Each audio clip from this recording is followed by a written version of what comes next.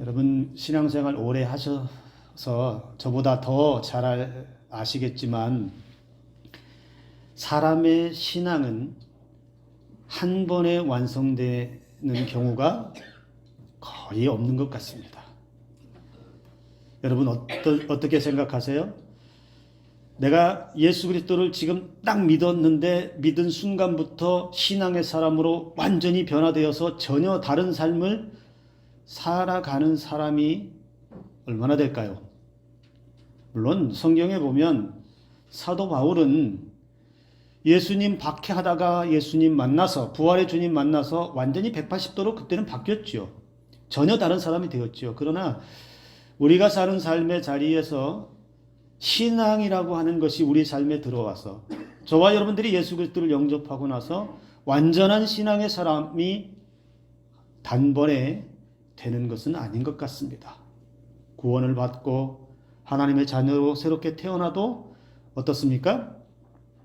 여전히 실수하고 여전히 딴짓하고 여전히 세상과 하나님 사이에서 왔다 갔다 하다가 실수하면 또 회개하고 넘어지면 또 일어나서 회개하고 때로는 하나님에게서 도망치듯이 세상 가운데 빠져 있다가 하나님이 붙잡아서 강권적인 역사에 의해서 성전으로 오기도 하고 삶에서 이런저런 핑계 대다가 더 이상 핑계 댈 것이 없어서 하나님 앞에 무릎 꿇는 그런 사람들도 있습니다. 그런데 이런 것들이 삶에서 쌓이고 쌓이다 보면 어느 순간 나도 모르게 신앙이 자라있는 모습을 볼 때가 있습니다. 물론 다 그런 건 아니라 하더라도 이런 우여곡절들을 삶에서 신앙에서 겪으면서 내가 계속해서 실수투성이고 연약한 사람이고 아직도 부족하다라고 느끼는데 어느 순간 나도 모르게 그래도 신앙이 자라있는 그렇게 신앙생활을 하는 분들도 계십니다. 점차 나아지는 것이겠지요.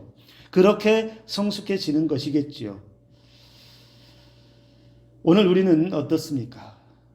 여기까지 신앙생활 해 오시면서 여러분 주님께서 기뻐하시는 신앙으로 얼마나 변화되었습니까? 얼마나 예전 예수님을 알기 전 제대로 신앙생활을 하기 전보다 지금의 신앙이 얼마나 더 나아졌고 주님이 지금 나를 보신다면 내 신앙을 보신다면 그래 너 신앙생활 잘하고 있는 거 내가 안다. 그래 너 진실하게 신앙생활 잘하고 있구나. 예배도 잘 드리고 교회도 열심히 섬기고 세상에 끌려다니지도 않고 물질에 따라다니지도 않고 오직 주님만 바라보며 살고 있구나. 우리 주님이 저와 여러분들을 바라보면 이런 칭찬 해주시기를 주님의 이름으로 축복합니다. 야곱의 삶을 보면요. 이 야곱도 참 안 변한다는 걸 알 수 있어요. 참 변하지 않는 본래 자기가 가지고 있는 그 성격과 기질이 참 오랫동안 간직하고 있고 그것 때문에 실수하고 그것 때문에 넘어지고 그것 때문에 인생의 걸림돌이 되는 일들이 계속해서 반복해서 나타납니다. 비가 온 뒤에 땅이 굳어진다는 말이 있지요.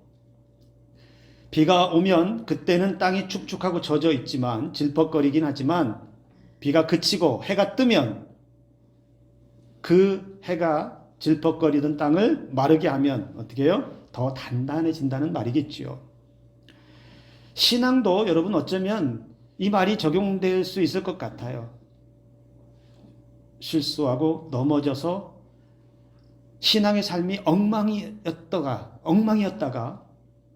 주님의 은혜를 쫙 비춰주면 다시 새 기운이 확 솟아나서 그렇게 질퍽거리는 인생이 아니라 은혜로 사는 얼굴이 활짝 피고 삶이 활짝 펴서 나는 주님의 은혜로 삽니다. 이렇게 회복이 될 때가 있죠. 여러분 야곱의 삶을 한번 우리 생각해 볼까요? 야곱이 언제부터 굴곡진 삶을 살았을까요? 그의 인생이 언제부터 그렇게 파란만장한 인생을 살아야만 했을까요? 우리가 본격적으로 야곱의 인생이 나락으로 떨어졌다가 올라왔다가 떨어졌다가 올라왔다는 그 시작을 어디서부터 볼 수 있냐면, 여러분, 야곱의 형 에서의 축복을 가로채지요. 엄마와 짜고 속여서, 아버지 속여서 축복을 가로채지요. 그래서 축복을 가로챈 결과가 야곱에게 어떤 삶으로 다가왔냐면, 형 에서로부터 생명의 위협을 느꼈습니다. 죽이겠다라고 형 에서가 야곱을 찾는 그 상황에 야곱은 주랭랑을 쳐야 했어요. 생명의 위협을 느끼고 야밤도주를 해야 되는 그런 절박한 상황에 떨어져요. 한순간에 내 목숨이 어떻게 될지 모르는 그러한 두려움 가운데 사로잡혔습니다. 그런데 도망가는 중에 길거리 한가운데, 거기에서 하나님께서 그 야곱을 만나 주시죠. 하나님의 그 은혜가 그 길거리 한가운데 거기에서 만났을 때 여러분, 야곱은 어떤 생각을 했을까요? 야, 아버지의 축복이 놀랍구나. 나를 이렇게 하나님이 만나 주시는구나. 감격하지 않았겠어요? 그렇게 도망쳐서 하나님의 은혜를 받고서 도착한 곳이 외삼촌 라반의 집이었습니다. 자, 은혜를 받고 하나님께서 지켜주시겠다라고 하는 약속을 받고 외삼촌 라반의 집에 도착했으면, 야, 나는 이제 하나님의 은혜 받고 왔어. 이제는 좀 달라져야지 라고 살았던 것이 아니라, 여러분, 외삼촌 라반의 집에서는 20년이라는 시간을 죽도록 고생하면서도 그 기질을 버리지 못합니다. 자기의 욕심, 취할 것 늘 끊임없이 얻기 위해서 그는 사람을 속이는 일이나 그런 일들을 서슴없이 또 여전히 버리지 못하고 행합니다. 자, 그렇게 외삼촌 라반의 집에서도 20년 동안 죽도록 고생하고 그 외삼촌에게서 벗어날 때에도 위기를 맞이합니다. 그럼에도 불구하고 하나님은 야곱이 집으로 돌아가는 길에 거기서도 지켜주시죠. 또 야곱은 이제 형 에서를 만나야 합니다. 만나러 갑니다. 고향으로 갑니다. 에서와 상봉해야 되는 상황을 직면합니다. 그런데 야곱의 마음속에서 조금도 안심할 수가 없어요. 왜냐하면 형 에서의 마지막 모습은 뭐였느냐? 형 에서를 마지막 볼 때의 그 형 에서의 모습을 기억하고 있는 야곱의 기억 속에는 형은 누구냐? 자기를 죽이려 했던 사람이에요. 형이 아니라 자신의 생명을 해하려고 했던 사람으로 기억되고 있어요. 그 두려움과 그 불안감에 견딜 수가 없어서, 여러분, 창세기 32장에 야곱은 약복강가에서 우리가 잘 아는 천사와 씨름하는 사건이 있죠. 내게 복을 주시지 아니하시면, 나를 축복하지 않으면 내가 절대로 놓지 않겠습니다. 거기에서 씨름하죠. 밤새도록 씨름하죠. 그때 하나님께서 그 야곱에게 은혜를 베풀어 주십니다.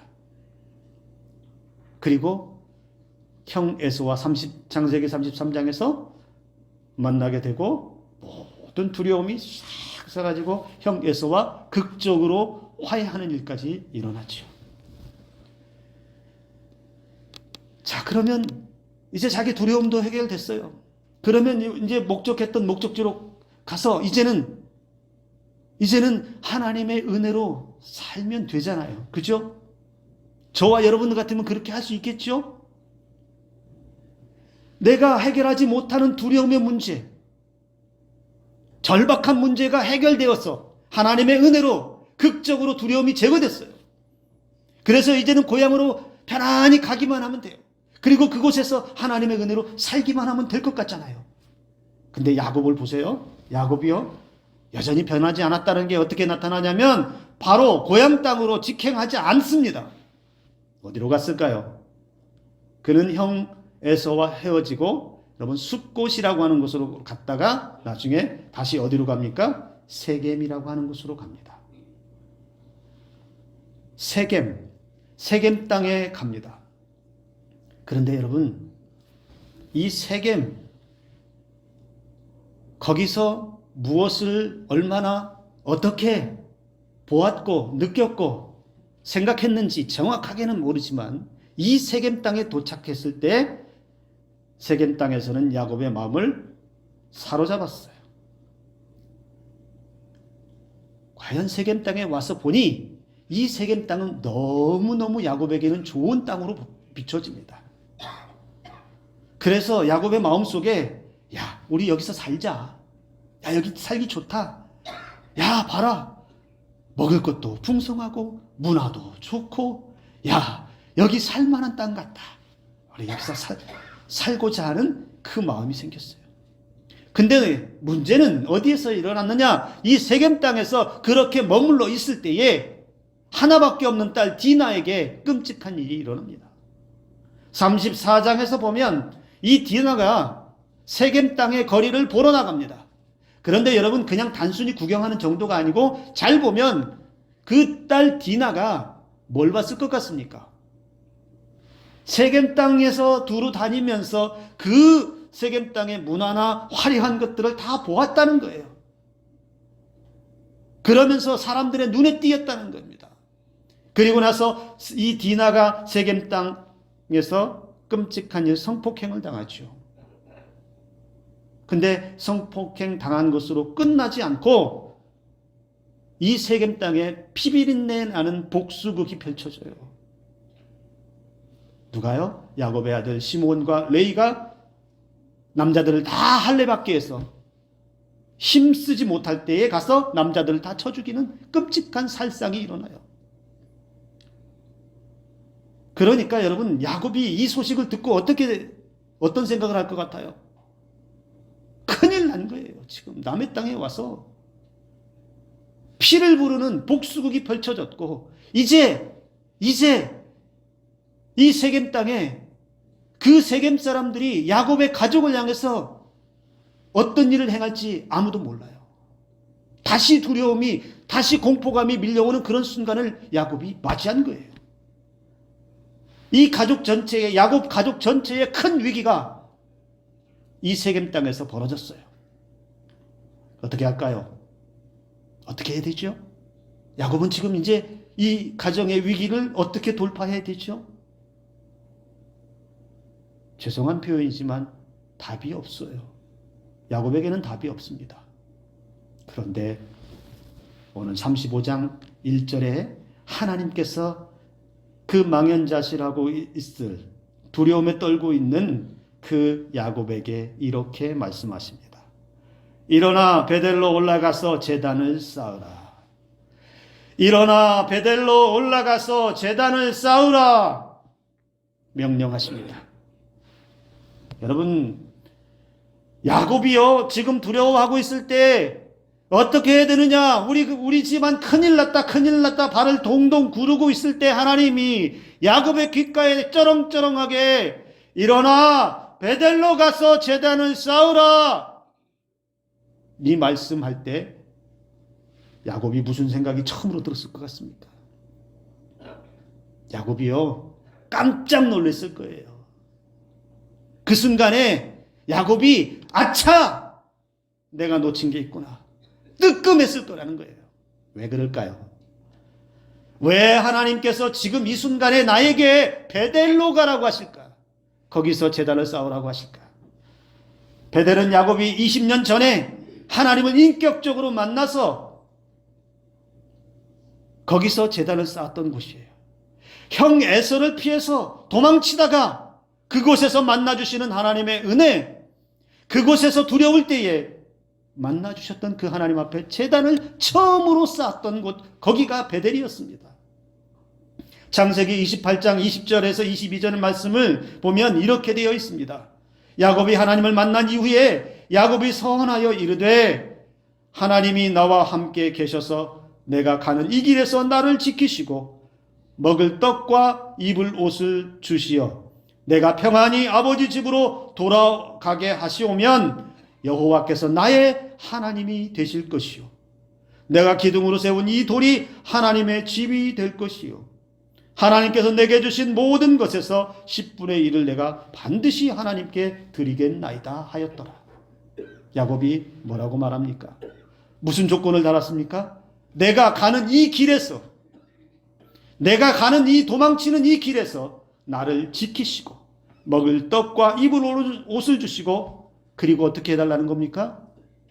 다시 편안하게 아버지 집으로 돌아오게 하시면, 그렇게 해주신다면 아무 사고 없이 아무 어려움 없이 평안하게 다시 아버지 집으로 돌아오게 해주시면 하나님은 나의 하나님이 되실 것입니다. 내가 기둥으로 세운 이 돌을 하나님의 집이 될 것입니다. 10의 1조를 하나님 앞에 반드시 드리겠습니다라고 서원했다는 거예요. 베델로 올라가서 제단을 쌓으라는 이 말씀의 의미는 무엇이겠습니까? 야곱이 처음으로 만났던 하나님의 은혜, 그 첫 신앙의 자리로 돌아가서 그때 하나님 앞에 드렸던 그 기도 서원대로 살라는 뜻이겠지요. 그러나 야곱은 자신의 생존과 안전에 과도하게 집착해서 하나님께 서원한 것을 그동안 잊고 살았다는 것입니다. 형과 화해한 후에 극적으로 화해하고 좋아졌을 때에 여러분, 야곱이 곧바로 베델로 20년 전에 약속했던 그 베델로 바로 갔으면 어떤 일이 벌어졌을 것 같습니까? 결과가 바뀌었겠죠. 디나에게, 자기 딸에게 그런 끔찍한 일도 아니었겠지요. 안 일어났겠죠. 그러나 그는 곧바로 베델로 향한 것이 아니고 세겜 땅에 머물렀다는 것이죠. 여러분, 세겜이라고 하는 땅, 그 땅은 어떤 땅일까요? 한마디로 표현하면 세겜에 머물면서 이 세겜이라고 하는 땅에서 야곱의 삶은 어떤 삶이냐? 하나님과 상관없는 삶을 살았다는 겁니다. 그 땅의 풍요로움을 보았고요. 화려함에 마음을 빼앗겼고요. 그 땅에서 사는 것이 좋아 보였다라는 것입니다.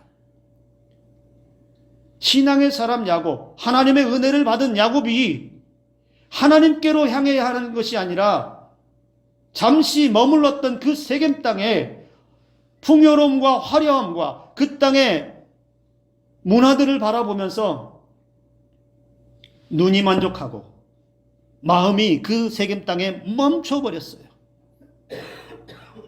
베델이라고 하는 것은 까마득히 잊어버렸고 베델보다 더 좋아 보였던 것이 세겜 땅이라고 생각했다는 겁니다. 더 매력적이고 자신의 마음을 끄는 이런 땅, 하나님과는 전혀 상관없는 땅에서 하나님의 은혜를 잊고서 세상에 주는 즐거움과 세상에 주는 만족을 쫓아서 그 세상을 기웃기웃하다가 여러분, 가정에 끔찍한 일을 당하고 결국은 세겜 땅 백성들까지 피비린내 나는 복수국, 혈극이 벌어졌다라는 것이죠. 반대로 야곱에게 있어서 베델은 어떤 데입니까? 다시 한번 우리가 생각해 보면 하나님은 야곱을 처음으로 만나 주셔서 약속해 주셨던 장소입니다. 베델은 야곱에게는 잊을래야 잊을 수 없는 감격의 장소예요. 은혜의 장소이고 반드시 돌아가야 할 장소입니다. 그곳에서 그는 하나님께 예배하고 서원했던 것, 그것을 지켜야만 하는 신앙의 사람이었습니다. 이 사실을 잊고 있는 야곱에게 하나님은 베델로 올라가라. 그가 절망 가운데 그를 만나주신 그 하나님을 잊어버렸기 때문에 그 잊어버린 하나님을 베델로 올라가서 다시 찾으라는 것이죠. 야곱이 삶의 위기를 만났는데도 여전히 깨닫지 못하고 여전히 어디로 가야 할지 모르고 있다는 겁니다. 큰 어려움을 겪고도 그 어려움의 자리, 그 죄악의 자리, 그 두려움의 자리, 어찌할 바를 모르는 그 자리에 멈춰 서 있다는 것입니다. 여러분, 하나님을 잊어버리지 않으셨죠? 이 자리에 계신 분들은 하나님의 은혜를 잊지 않으셨죠? 하나님은 야곱이 베델에 머물며 하나님과 다시 바른 관계를 맺고 하나님 앞에 제단을 쌓아서 예배하는, 그리고 하나님을 위해서 사는 그런 삶이 되기를 원하셨다는 겁니다. 그래서 여러분, 이 베델로, 다시 베델로 가기 위해서 필요한 것이 무엇입니까? 야곱은 베델로 올라가기에 앞서서 모든 사람에게 이방 신상을 버리고 자신을 정결하게 하고 의복을 받고 입으라고 명령합니다. 하나님의 명령에 따라서 그도 이제 순종하고 있습니다. 이제 반응을 보여주고 있습니다. 하나님께서 베델로 올라가서 제단을 쌓으라고 하는 이 말씀에 따라서, 그리고 모든 이방 신상을 버리고 정결하게 하고 의복을 받고 입는 일을 온 가족들과 함께 모든 자기와 함께 있는 모든 사람들에게 명령합니다. 하나님께 나아가기 위해서 반드시 필요한, 반드시 해야만 하는 신앙의 행위입니다. 일종의 가정 종교 개혁이라고도 할 수 있습니다. 이 말은 지금 우리 집안이, 야곱이 얼마나 지금 하나님께서 멀어졌는지, 하나님과 나 사이에 얼마나 그 벌어진 사이에 우상과 죄악으로 가득 차 있는지를 단적으로 보여주고 있다는 겁니다. 하나님과 상관없는 땅에서 살면서 이방 신상에게 가까워지고, 그리고 이방 문화와 타락한 문화에 가까워져서 하나님을 잊어버릴 만큼 그렇게 타락해져 버린 자신의 삶과 자신 가정의 삶에서 돌이키기 위해서 반드시 필요한 것이 그들이 가지고 있었던 이방 신상과 금고리, 금귀고리 등을 버리는 일이었어요. 그래서 여러분, 그것들을 다 모아서 세겜 땅에 묻고 야곱은 가족들과 함께 베델로 향합니다. 여러분, 야곱에게 있어서 이 우상을 버리는 이 행위가 의미하는 바는 무엇일까요? 그가 세겜 땅에서 살면서, 하나님의 은혜를 받은 사람이 세겜 땅에 살면서, 우상의 땅에 살면서 하나님에게서 멀어지게 했던 것, 하나님에게서 내 마음을 빼앗아 갔던 것, 제거하는 것이 필요했다라는 것이죠. 하나님께 가는데 온갖 더러운 것과 하나님의 근심이 되는 것들을 가지고 다시 하나님 앞에 갈 수는 없다는 것이죠. 오늘 우리가 이것을 생각한다면 오늘 우리의 삶에서 한번 생각해 봐야 합니다. 나는 신앙을 잘 살고 있다, 나는 신앙생활 잘하고 있다 생각하더라도 내 삶의 자리에서, 가정이든 일터든 어디에서든 조금이라도 하나님에게서 멀어지게 하는 것은 없습니까? 하나님보다 더 귀를 기울이는 것은 조그만 것이라도 없습니까? 혹여나 하나님보다 더 마음이 가고 마음을 빼앗긴 작은 것 하나는 없는지 우리는 돌아볼 수 있어야 합니다. 온전한 예배자로 사는데 방해하는 것이 있다면 우리는 그 방해되는 모든 것들을 야곱이 세겜 땅에 묻은 것처럼 우리도 버리고 묻을 수 있어야 합니다. 하나님에게서 내 마음을 빼앗은 것이 세상의 성공이라든지 물질, 돈이라든지 세상의 쾌락, 즐거움이라든지, 그래서 세상에 기웃기웃하고 있는 그런 마음이라든지 이런 것들이 있다면 과감하게 이 시간 이후에 완전히 버릴 수 있는 저와 여러분들 되기를 간절히 소망합니다. 여러분, 그럴 때 있죠. 신앙생활 좀 잘해보려고 하면 일이 생기죠.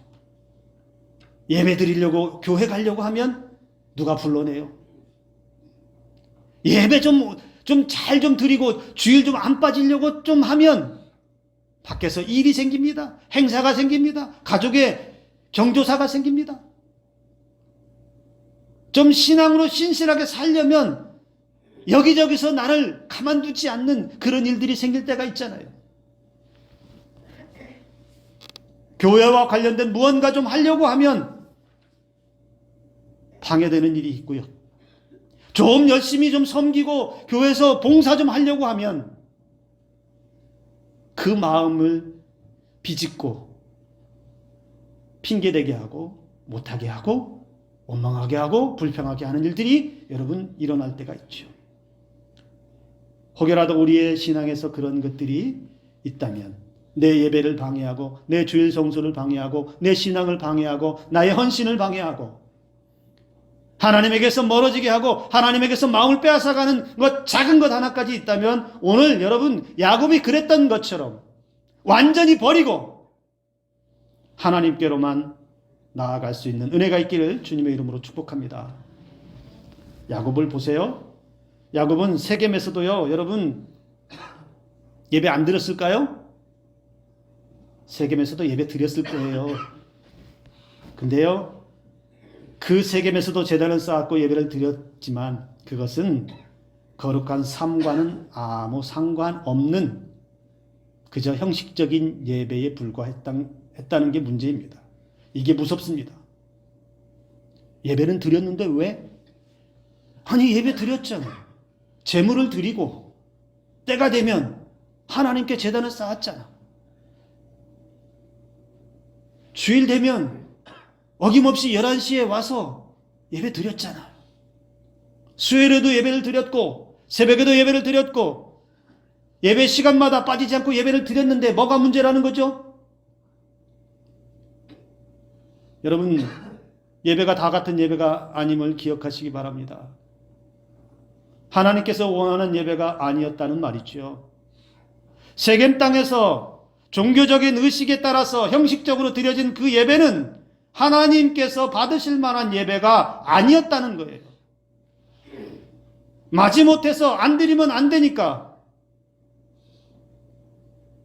신앙의 뿌리는 조금 남아있어서 예배 자리에 안 가면 안 될 것 같으니까. 그래서 예배는 드리지만 마음은 딴 데가 있는, 마음은 세겜 땅에 가 있는, 마음은 세상 가운데 가 있는, 마음은 하나님보다 더 즐거운 것을 위해서 찾아다니는 이러한 마음을 가지고 예배를 드린다라는 것은 하나님은 없고 예배에 행위만 남아있는 그런 신앙이라는 것이죠. 제가 종종 이야기하는 것이 있습니다. 여러분 우리 신앙은 출석부 도장 찍는 신앙에서 벗어나야 돼요. 출석부에 난 도장 찍었어. 이번 주에 도장 찍어서 예배 드렸어. 라고 하는 것으로 만족하는 그런 신앙에서는 이제는 벗어나야 됩니다. 안 나오면 목사가 전화하고 신방하니까 여러분 목사 눈도장 찍으려고 오시는 분은 여기 한 번도 안 계신 줄 압니다. 어떤 마음으로 와야 될까요? 하나님의 마음의 도장을 찍으시기 바랍니다. 목사가 여러분들을 보면서 아이고 오셨어요, 잘 오셨어요 라고 하는 말에 기분 좋아할 것이 아니고요. 오늘 내가 예배를 드리는데 내 마음속에 감격으로 예배를 드리고 있는데 성령께서 나에게, 여러분에게 주님의 음성이 들려져야 합니다. 잘 왔다. 그래 내가 너의 예배를 기쁘게 받으마. 그래 너 예배 정말 잘 드리는구나. 너의 진실한 마음으로 드리는 예배를 내가 기뻐한다라고 하는 그런 음성을 들어서 여러분들이 예배 자리에 앉아있는 그 시간에는 하나님의 마음의 도장을 꼭 찍으시길 바랍니다. 사람의 눈치를 보면요 형식적이 되기 쉽습니다. 목사의 눈치를 보면요 형식적으로 되기 쉽습니다. 하나님의 눈치를 보시기 바랍니다. 하나님은 오늘 나의 어떤 모습을, 내가 드리는 그 예배에 어떤 모습을 기뻐하시고, 하나님은 오늘 내가 예배 드릴 때 어떤 마음을 받으실까? 하나님은 오늘 나에게 어떤 말씀하실까? 이런 마음들로 있을 때 하나님은 저와 여러분들에게 또다시 은혜 베풀어 주신다는 겁니다. 야곱은 하나님의 명령을 듣고 결단했습니다. 그 결단은 여러분 금귀고리와 우상들을 다 땅에 묻는 결단이었고 자신을 더럽혔던 것들을 다 버리는 결단이었습니다. 이 결단이요 여러분 쉽게 생각하시면 안 돼요. 당장 손해가 있고 아까울 수 있잖아요. 금귀고리 폐물들을 버린다라고 하는 것 여러분 이게 보통 마음으로 되지 않습니다. 세상의 것을 내가 손에 쥐고 있을 때 이 손에 쥐고 있는 화려한 것들, 손에 쥐고 있는 부귀와 영화들 이걸 놓고서 하나님께 나아가는 것이 얼마나 어려운지 아시잖아요. 이걸 놓으면 다시 못 얻을 것 같고 이것을 포기하면 다 잃은 것 같은 그런 생각이 들 때가 얼마나 많이 있어요. 근데 야곱은 결단했어요. 다 묻어버렸어요.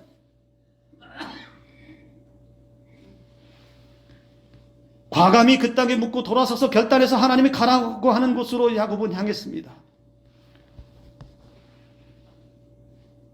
제가 우리 집 안에서는 저 혼자 믿었다고 그랬잖아요. 이제는 다 저희 친척들도요, 이제는 다 알아요.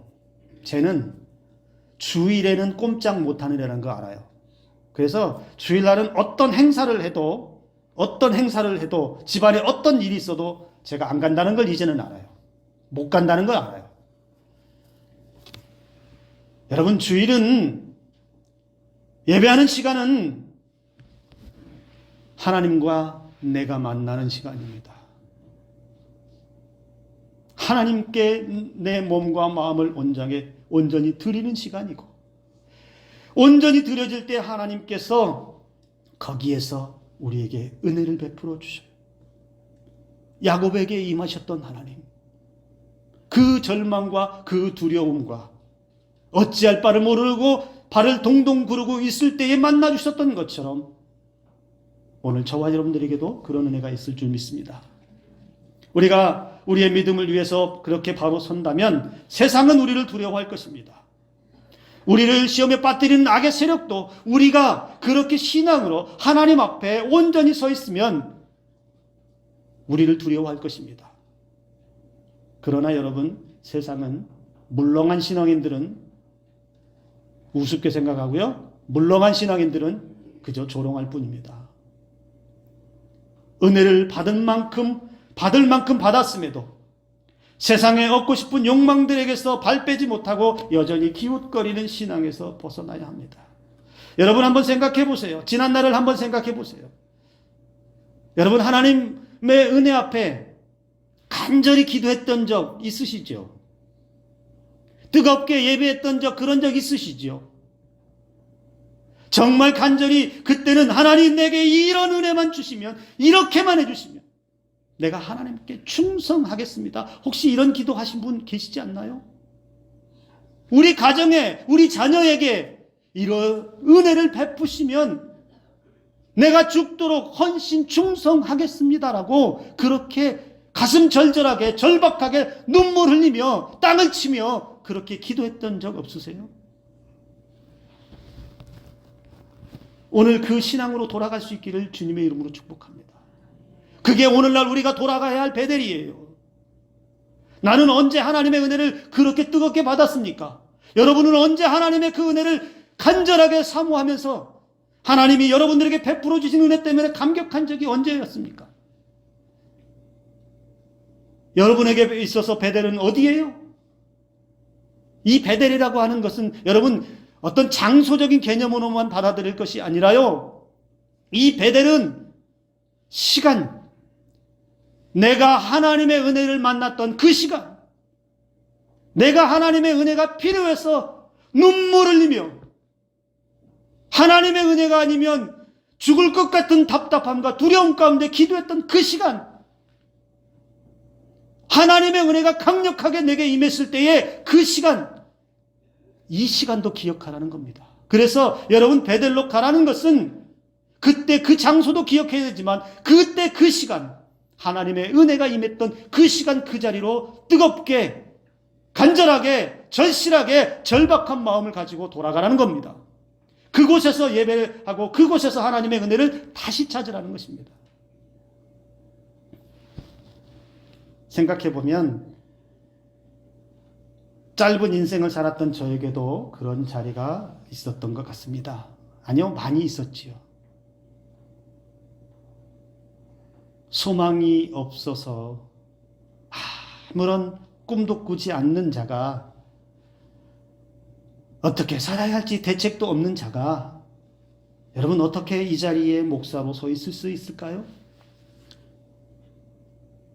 삶의 큰 위기를 만났을 때, 아무것도 보이지 않을 때 제가 일어설 수 있었던 은혜가 어디에 있었을까요? 저도 그런 적이 있어요. 제 베델을 생각한다면 현재는 어디냐? 현재는 여러분 남원 산성교회입니다. 나의 베델은 이제는 여기입니다. 나는 그렇게 믿으며 고백하며 살아갑니다. 그런데 과거를 한번 생각해 보면 저의 뜨거웠던 베델은 어디였냐면 서울 신당동에 있는 신일교회예요. 저는 그곳에서 추위를 무릅쓰고 이런 시멘트 바닥 땅을 치며 기도했던 그 시간들을 저는 결코 잊을 수 없습니다. 하나님 앞에 살려달라고 살게 해달라고 그렇게 기도했던 그 시간은 잊을 수 없어요. 근데 하나님께서 여러분 그 시간 속에서 역사하셨고 그 시간 속에서 내가 다시 일어날 수 있는 은혜를 베풀어 주셨다는 겁니다. 마치 야곱에게 행하셨던 하나님께서 저에게도 그런 은혜로 일으켜 세워주셨고요. 인생의 좌절 앞에 하나님은 내가 어떻게 살아야 하고 어떤 길을 가야 하고 무슨 꿈을 꾸어야 할지를 분명하게 알게 하셨고 가게 하셨다는 겁니다. 만약에요 여러분 제가 그때의 그 감격과 그 은혜들을 잊어버리고 야곱처럼 다른 것 기웃기웃한다면 하나님은 저에게도 말씀하실 거예요. 노인수 목사 너의 베델로 돌아가라. 오늘 하나님께서는 저와 여러분들에게 이렇게 말씀합니다. 너의 베델로 올라가라. 거기서 제단을 쌓으라. 여러분 어려울 때 얼마나 간절히 기도했어요. 이번만 은혜 주시고 이 질병 이번에 낫게 해주시고 이 문제 해결해 주시면 얼마나 간절히 기도했고 얼마나 간절히 그 은혜를 사모했습니까? 그런데 시간이 지나고 좀 살만하고 은혜가 임했는데 하나님께서 문제도 해결해 주셨고 삶도 회복해 주셨는데 시간이 좀 지나면 나태해지고 연약해져서 혹시 잠시라도 그 하나님의 은혜를 잊어버려서 뜨뜻미지근한 신앙에 머물러 있거나 주저앉은 신앙에 머물러 있거나 형식적인 신앙에 머물러 있다면 오늘 여러분 다시 한번 힘차게 일어나서 하나님의 은혜 앞으로 걸어갈 수 있기를 주님의 이름으로 축복합니다. 여러분에게 말씀하신 베델의 그 자리로 그 시간으로 걸어가서 다시 그곳에서부터 간절히 하나님의 은혜를 찾고 예배를 드리는 그 뜨거움을 회복할 수 있는 저와 여러분들의 신앙이 그리고 삶이 되기를 주님의 이름으로 축복합니다. 우리 다시 한번 여러분 하나님 앞에 뜨거운 신앙으로 간절한 신앙으로 새롭게 되어집시다. 만약에 베델의 그런 체험이 없었다면 오늘 이 자리가 여러분의 베델이 될 수 있기를 주님의 이름으로 축복합니다. 기도합니다.